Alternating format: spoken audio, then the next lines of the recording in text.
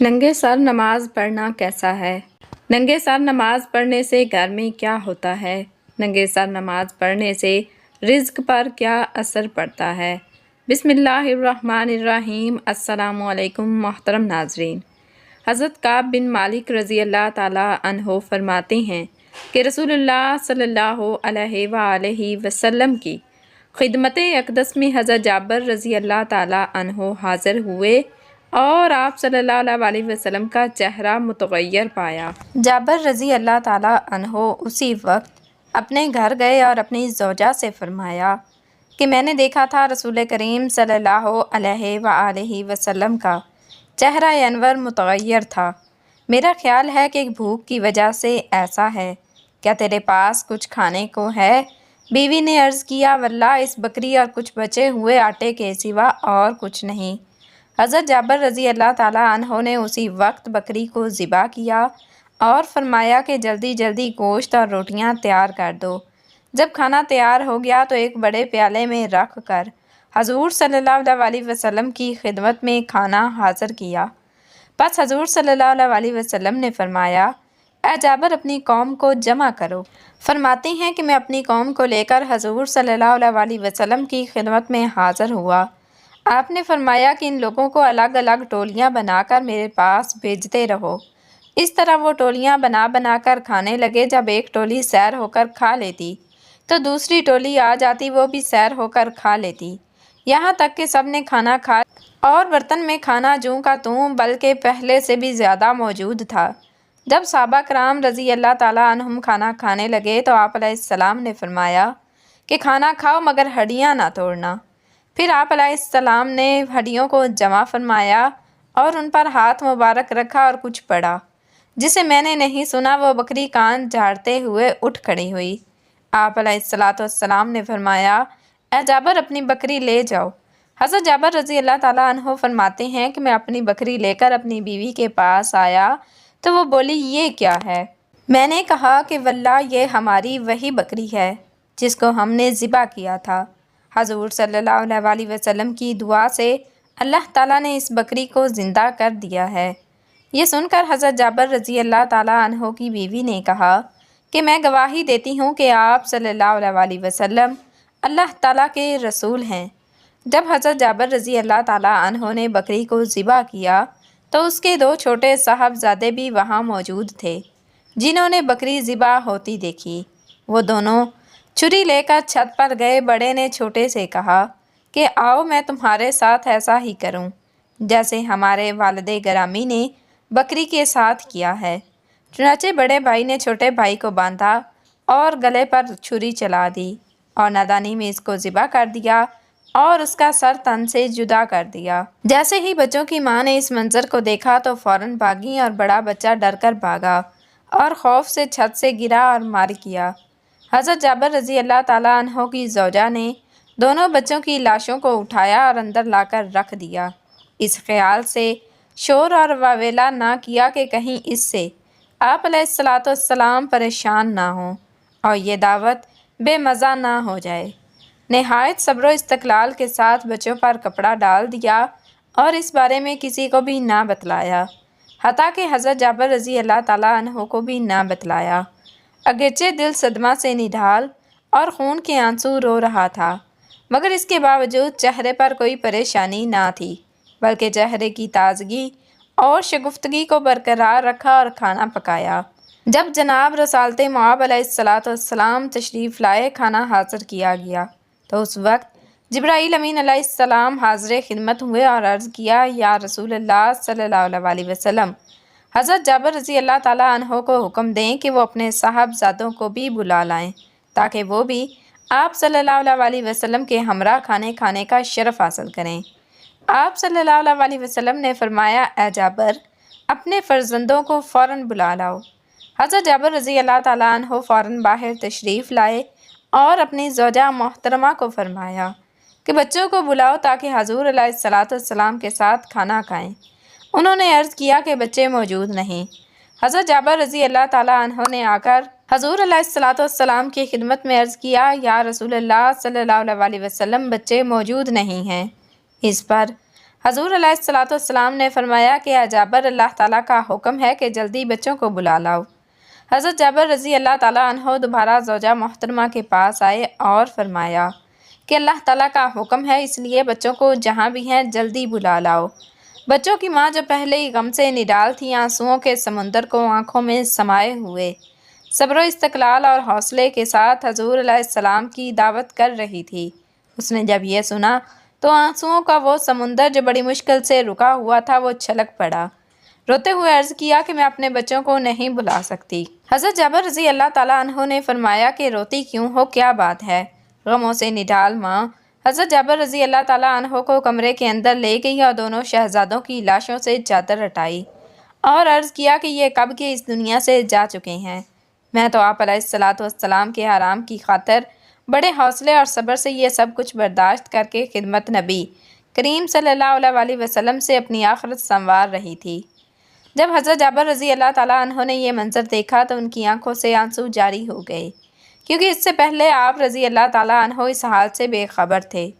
دونوں شہزادوں کو اٹھایا اور حضور علیہ الصلوۃ والسلام کی خدمت بابرکت میں حاضر ہو کر سارا ماجرا عرض گزار کر دیا۔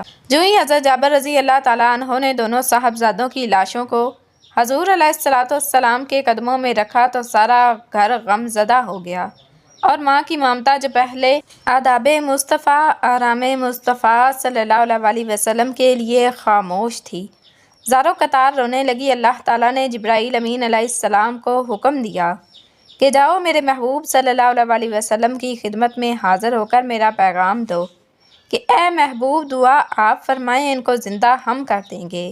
چنانچہ حضور علیہ الصلوۃ والسلام نے اپنے دست مبارک دعا کے لیے بلند کیے، ابھی ہاتھ واپس نہ آئے تھے کہ دونوں شہزادے زندہ ہو کر اٹھ کھڑے ہوئے۔ وہ گھر جو پہلے دونوں صاحبزادوں کی موت سے افسردہ اور غم زدہ تھا، اب خوشی سے پھولے نہ سماتا تھا۔ حضور علیہ الصلوۃ والسلام نے دونوں شہزادوں کے ساتھ مل کر کھانا تناول فرمایا۔ سبحان اللہ۔ حضرت انس رضی اللہ تعالیٰ عنہ سے مروی ہے کہ ایک دن حضرت ابو طلحہ رضی اللہ تعالیٰ عنہ اپنی بیوی ام سلیم رضی اللہ تعالیٰ عنہا کے پاس تشریف لے گئے اور فرمایا کہ آج میں نے نبی کریم صلی اللہ علیہ وسلم کی آواز سنی ہے، اس میں بھوک کی وجہ سے کمزوری پائی جاتی ہے، کیا تمہارے پاس کچھ کھانے کو ملتا ہے؟